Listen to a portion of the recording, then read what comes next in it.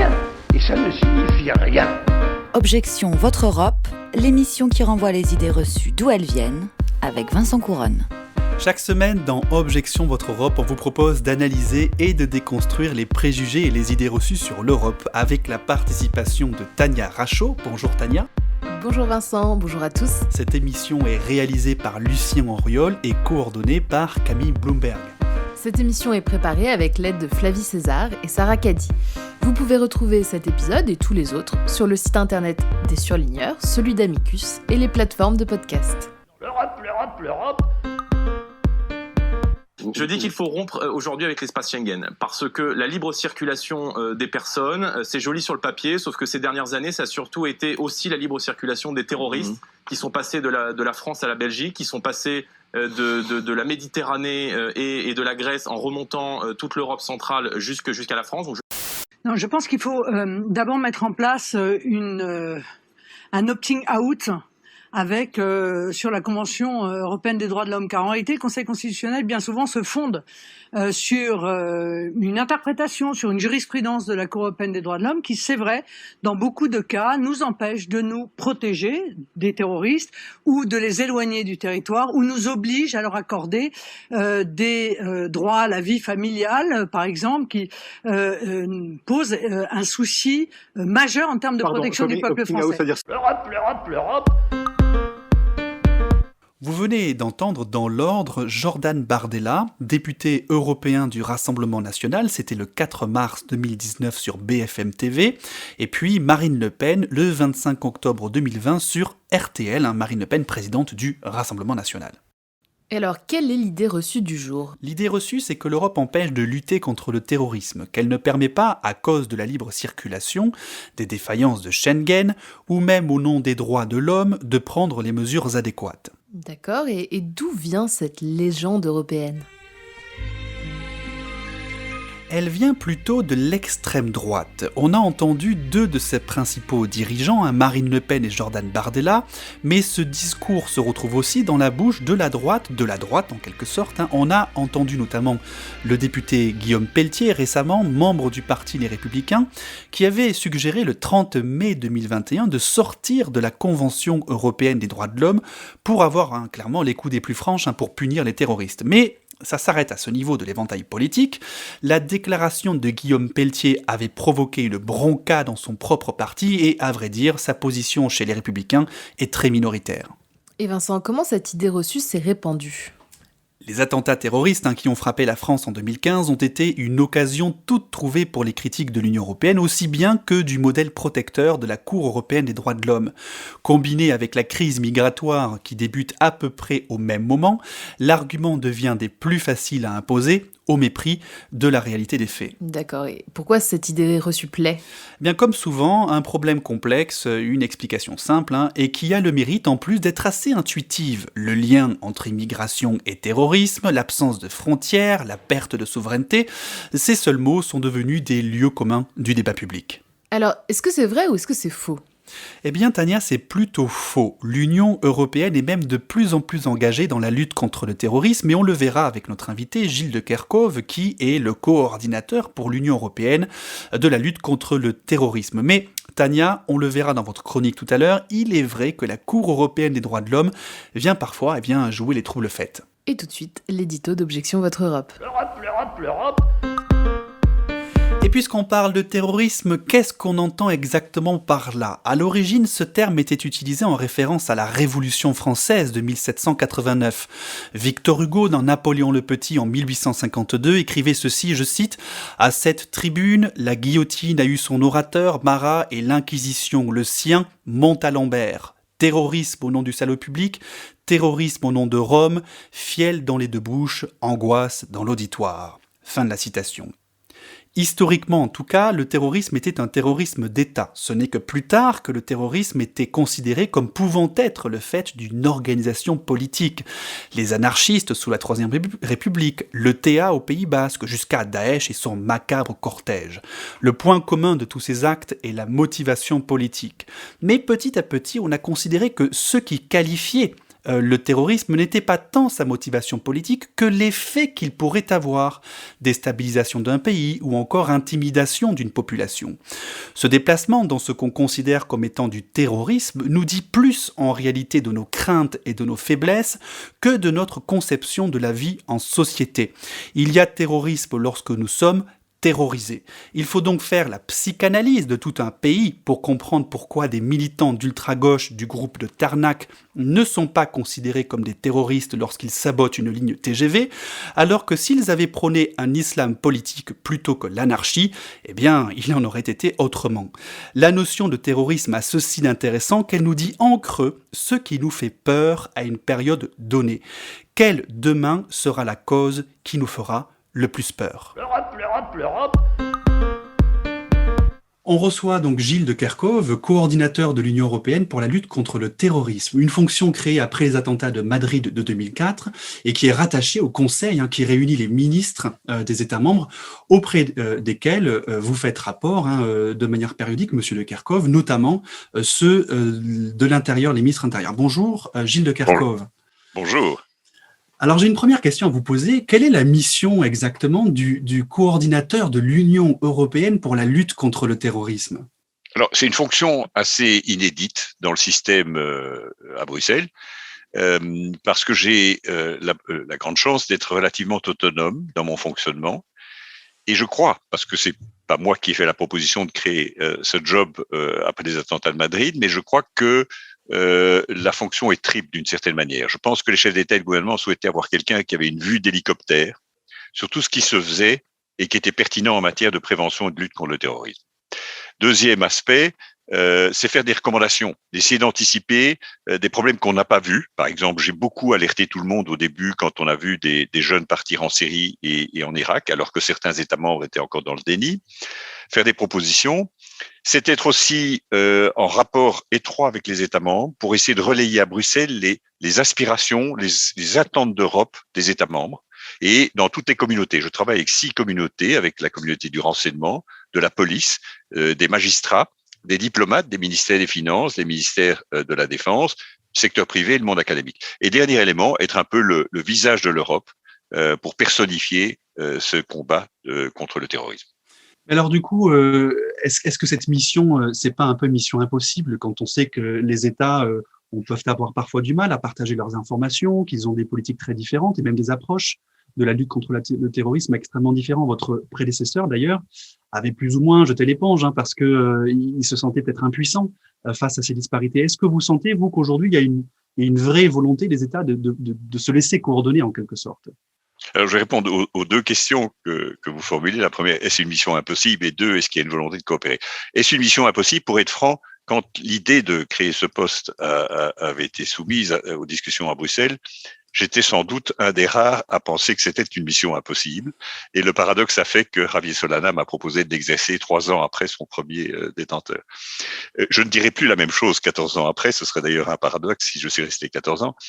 En fait, il y a un appétit d'Europe, il faut être très clair. Singulièrement depuis les attentats contre Charlie Hebdo et encore plus le Bataclan et les attentats de Bruxelles, il est clair que nos États membres souhaitent travailler beaucoup plus ensemble qu'ils ne le faisaient auparavant. Et c'est au fond une fausse préoccupation. Elle était réelle il y a 5-6 ans, elle ne l'est plus aujourd'hui, de dire que les États membres ne partagent pas d'informations. Ce n'est pas exact. Les défis sont d'un autre ordre, mais on pourrait le discuter tout à l'heure. Alors là, on parle surtout de coopération entre les États qui veulent bien s'entendre entre eux, etc. Mais l'Union européenne, est-ce qu'elle peut légiférer en matière de terrorisme, de lutte contre le terrorisme? Est-ce qu'elle a une compétence en la matière? Alors, on dit souvent que c'est des sujets qui relèvent des États, mais l'Union européenne peut bien agir en la matière, il me semble. Alors, tout a changé avec le traité de Lisbonne, puisque on a fait de la sécurité intérieure dans le traité de Lisbonne une compétence partagée entre l'Union et les États membres, comme il y a d'autres matières dans lesquelles la compétence est partagée.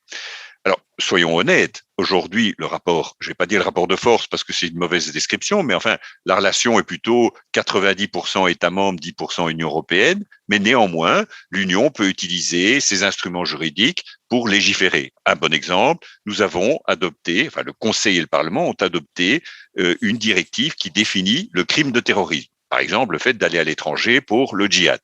Nous avons des directives qui limitent la teneur d'ammoniac dans les engrais parce que c'est utilisé pour faire des explosifs. Et donc, il y a une multitude où, par exemple, comment accéder à des preuves digitales, qui est un sujet vraiment très important pour les magistrats, sachant qu'aujourd'hui, la plupart des preuves dans les enquêtes et dans les poursuites sont d'ordre digital. Et que le cadre actuel est un cadre complètement dépassé parce qu'il a été élaboré à une époque où il n'y avait pas Internet. Et donc, dans toutes ces matières, l'Union peut adopter des règlements et des directives. Les règlements sont directement applicables. Et donc, oui, nous avons une compétence. Il y a un point sur lequel il y a une divergence entre les juristes et entre les États membres et l'Union européenne, c'est la question de savoir si l'Union a des compétences en matière de renseignement. Parce qu'il y a un article 4.2, pour ceux que ça intéresse, dans le traité sur l'Union européenne, qui dit que les États sont les seuls responsables pour la sécurité nationale. Et dans le langage codé, sécurité nationale, ça veut dire renseignement. Mais nous avons une compétence partagée dans la sécurité intérieure. Oui, mais alors là, c'est peut-être un peu un débat de juriste, mais le fait que dans le traité, on dise que les États sont les seuls compétents pour la sécurité nationale, mais en même temps permettre à l'Union de légiférer sur la définition du terrorisme, sur, par exemple, aussi la diffusion des contenus terroristes en ligne, par exemple, comme il y a eu un accord en avril 2021 sur le sujet, est-ce que c'est pas un peu contradictoire? Est-ce que c'est pas finalement dire que l'Union européenne, elle peut aussi s'occuper de sécurité nationale? Alors, d'abord, l'ambition de l'Union européenne n'est pas de remplacer les États membres. Notre ambition, c'est d'aider les États membres à exercer leurs responsabilités de la manière la plus performante possible. Et donc, il n'y a pas de projet proprement fédéral.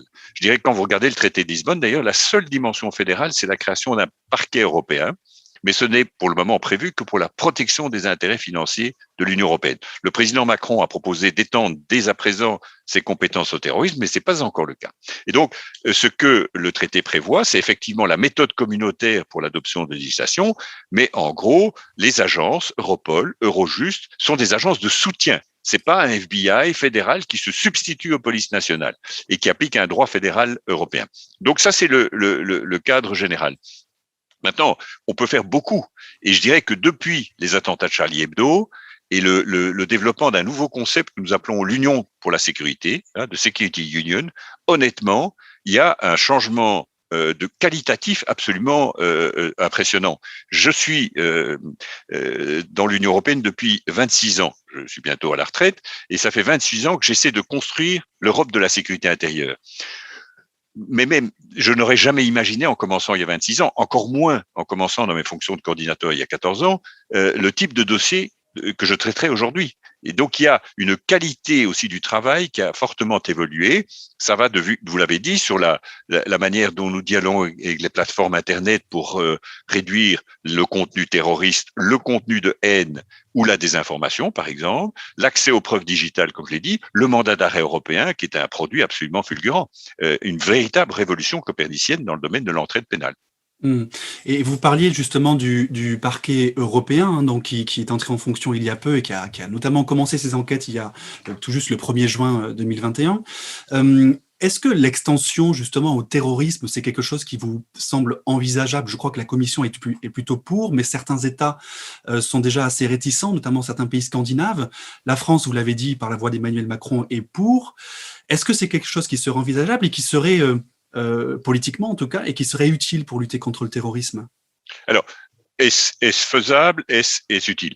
Est-ce juridiquement faisable? Oui, mais paradoxalement, et c'est une bizarrerie du traité de Lisbonne, on pouvait créer le parquet européen en coopération renforcée, ce qu'on a fait, parce que tous les États membres ne sont pas dans le projet. Oui, il y a 22 États membres du parquet européen. Ouais. En revanche, ce qui est absolument absurde, je trouve, dans le traité, mais enfin c'est comme ça, il a été négocié comme ça, pour étendre les compétences du parquet qu'on a créé en coopération renforcée, il faut l'unanimité de tous les États, en ce compris ceux qui n'ont pas créé le parquet européen. Ce qui est quand même une bizarrerie.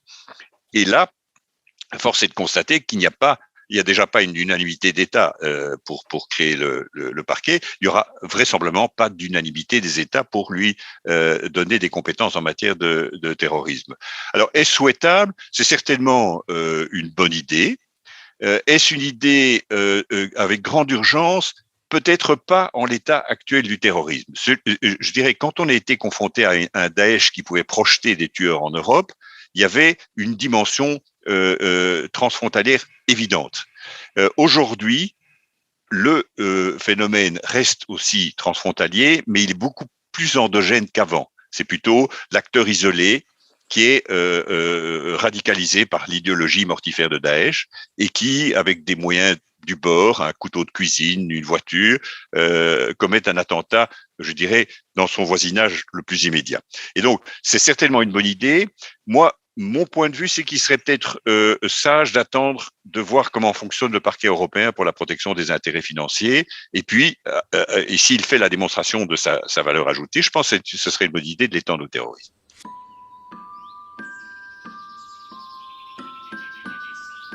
Tourne, tourne le disque dans ma tête. Si le vacarme avait une mélodie, ce serait celle-ci. Parle, parle, mes pensées muettes qui s'évadent de ma bouche comme une fumée de cigarette. Danse, danse sans un bruit. Jambes en coton, bâton, vanille. Marche, marche dans le bois, dans la prairie. Bâton, chocolat. Allez, grave, grave, grave mon nom sur l'écorce écorchée d'un arbre ou d'un buisson. Presse, presse comme en écrivant le tien au feutre permanent sous le plus gauche de mes deux seins. Touche, touche du bout des doigts la mousse, mousse aussi douce que la soie. Passe, passe ta main dans mon courage aussi volage que ton parfum dans mes draps. J'aimerais que tu ne me lâches pas d'une nuit, que tes semelles emboîtent le pas de mon ombre, que tu tires aussi vite que tombe la pluie, que tu restes figé là à me regarder fondre. J'aimerais que tes mouvements portent mes cavales, que ta bouche lentement dévore mon épiderme, qu'on enferme le temps dans un boîtier en métal et que chaque jour se transforme en contrat à long terme.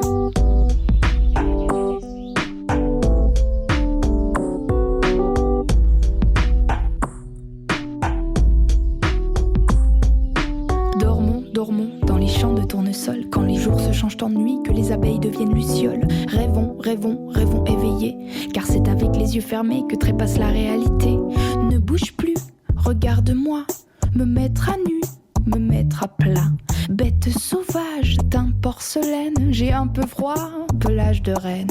Gronde, gronde le souffle du tonnerre, plonge ton regard dans l'œil du cyclone. Frappe, frappe, frappe les éclairs qui ricochent sur les cimes de la couche d'ozone. Flotte, flotte dans la rivière, la dépouille de ton cœur de pierre.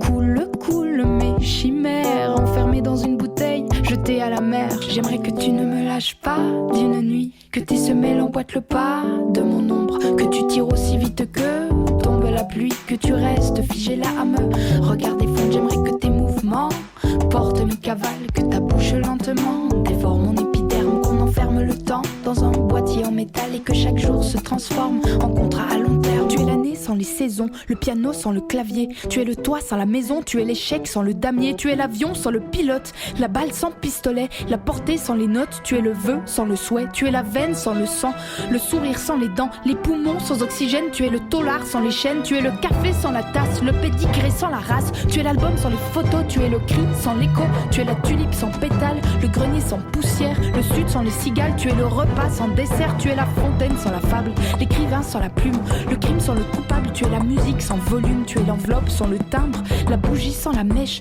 le tableau sans le peintre, tu es le cœur sans la flèche. Vous êtes toujours dans Objection Votre Europe et vous venez d'écouter Fanny de Poule avec Bâton Vanille.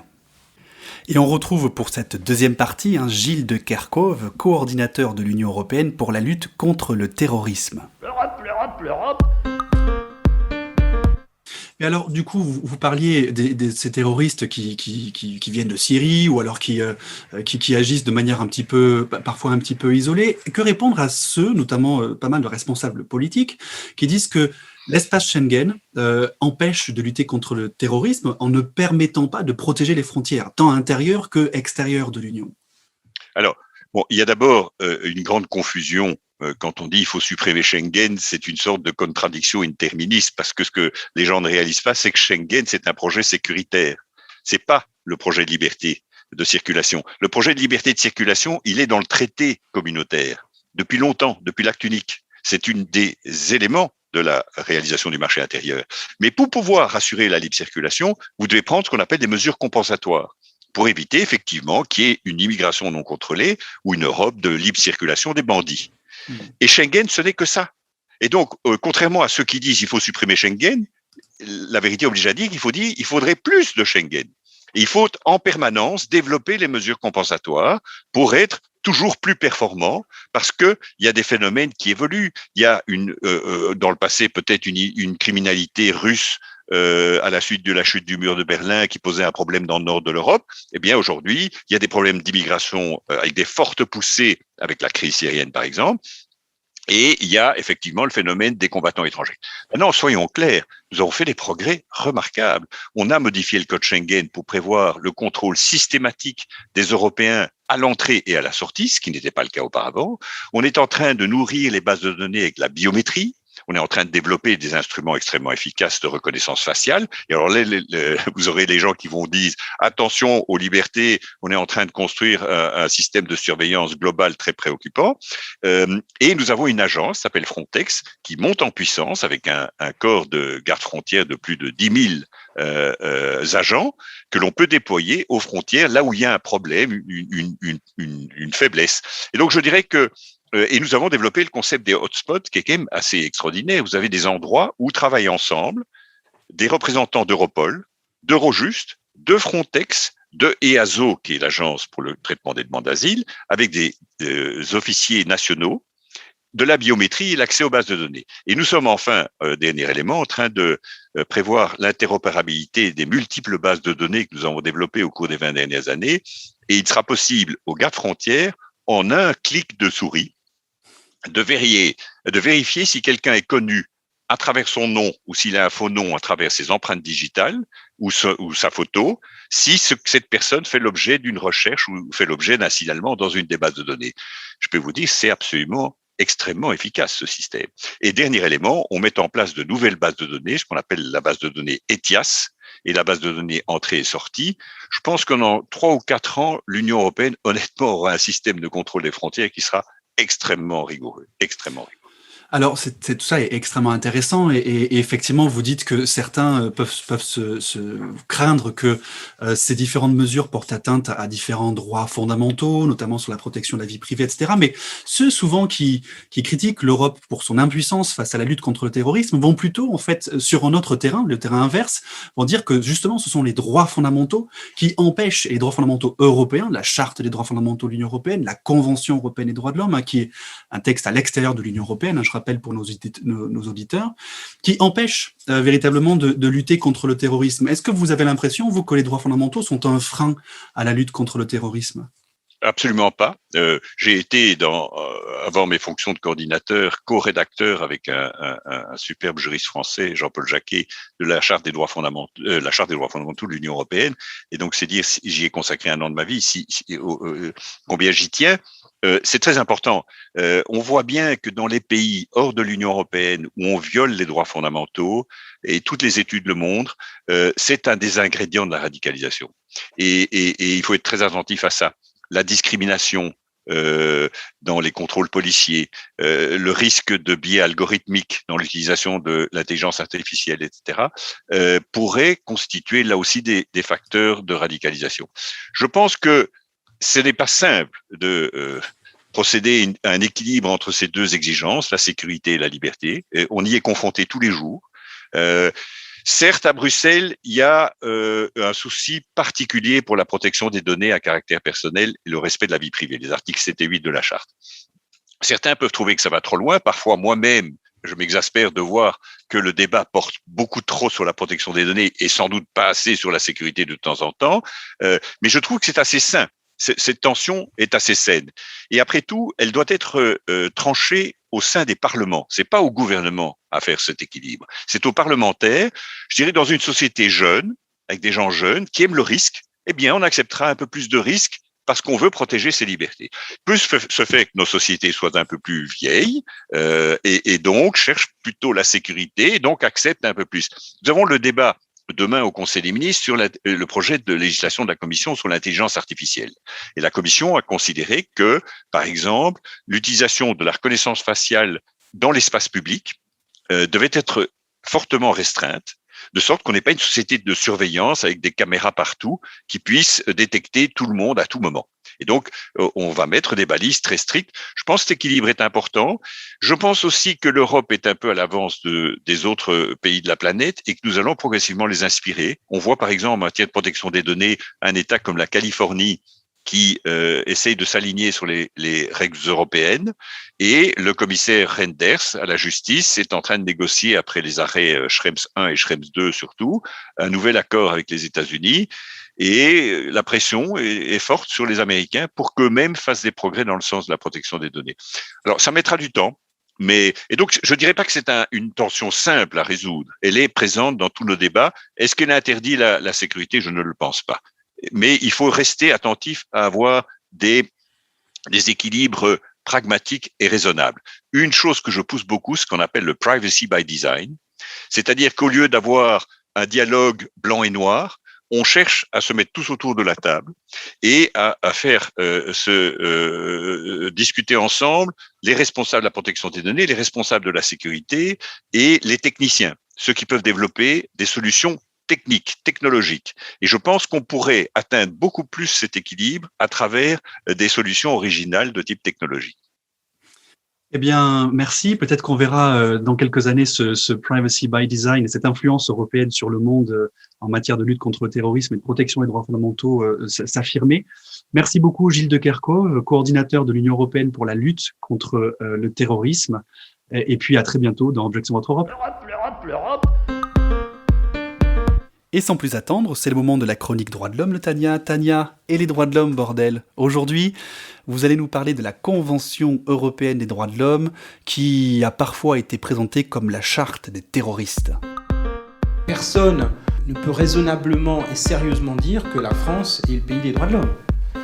Effectivement, c'est un sujet assez redondant, Vincent, dans la bouche de nos politiques. Quand il s'avère qu'un terroriste condamné, ou même d'ailleurs un délinquant, est étranger, l'objectif est de l'expulser vers son pays d'origine une fois la peine purgée. Oui, mais ça n'est pas toujours possible, et c'est là que ça chiffonne des personnalités politiques. Les 16 qui sont à Folembray sont tous sous le coup d'un arrêté d'expulsion. La seule chose qui pour le moment ne peut pas être faite, puisqu'il n'est pas question pour nous de les envoyer en Algérie, où je crains qu'ils ne seraient assez mal accueillis. Ils risqueraient leur vie. Donc il n'est pas question pour nous de le faire. C'est Charles Pasqua, alors ministre de l'Intérieur, que l'on entend annoncer l'expulsion de 16 intégristes islamistes déjà assignés à résidence après l'attentat qui a causé la mort de 5 Français à Alger en 1994.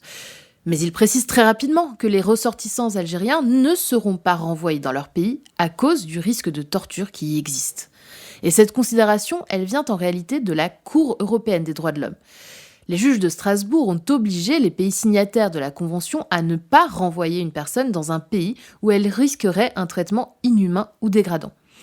Dans la première affaire de ce type, en 1989, il s'agissait d'un Allemand dénommé Jens Söring qui avait tué ses beaux-parents aux États-Unis et résidait au Royaume-Uni. Après avoir été arrêté à Londres, le Royaume-Uni s'apprête à l'extrader vers les États-Unis où il risque la peine de mort. La Cour européenne des droits de l'homme intervient alors en obligeant le Royaume-Uni à prendre en compte le traitement qui lui serait infligé en cas d'extradition. Finalement, les États-Unis se sont engagés à ne pas demander la peine de mort pour son procès et il a été condamné à de la prison à perpétuité. Et c'est le même raisonnement qui s'applique ensuite pour tout étranger, quel que soit le motif d'expulsion d'ailleurs, extradition, expulsion de terroristes ou même refoulement d'étrangers en situation irrégulière. S'il risque la peine de mort, la torture ou des traitements inhumains et dégradants, eh bien le pays qui renvoie sera tenu pour responsable d'une violation des droits de l'homme. Évidemment, il faut constamment évaluer ce risque parce qu'il évolue. Et d'ailleurs, pour l'Algérie, la Cour européenne des droits de l'homme a estimé en février 2018 que le risque de torture ou de mauvais traitement était réel et sérieux et a condamné la France alors. Pourtant, un an plus tard, en 2019, la même Cour européenne des droits de l'homme considère au contraire qu'il y a une évolution favorable de la situation en Algérie en raison des réformes entreprises au niveau de la Constitution et même de l'absence récente de rapports constatant formellement l'existence de traitements dégradants. Et donc ces éléments permettaient de ne plus craindre un risque général de mauvais traitement. Donc oui, un terroriste peut être protégé contre son expulsion vers un pays qui torture, obligeant finalement le pays d'accueil à une forme d'intégration. Merci Tania pour cette chronique sur les droits de l'homme. On comprend bien ici que c'est pas la peine pour un État qui a signé et ratifié la Convention européenne des droits de l'homme de sous-traiter ce qui s'est engagé à ne plus faire chez lui auprès d'un autre État. Ce qui est quand même somme toute assez logique. Merci de nous avoir écoutés. Objection, votre Europe, c'est terminé pour aujourd'hui. Rendez-vous au prochain épisode sur les ondes de radio, le site d'Amicus Radio, le site des Surligneurs et sur toutes les plateformes de podcast. Toutes les références et les extraits sonores sont à retrouver sur la page de l'émission. Et pour l'actu, suivez-nous sur nos réseaux sociaux. Comme toujours, à bientôt. L'Europe, l'Europe, l'Europe.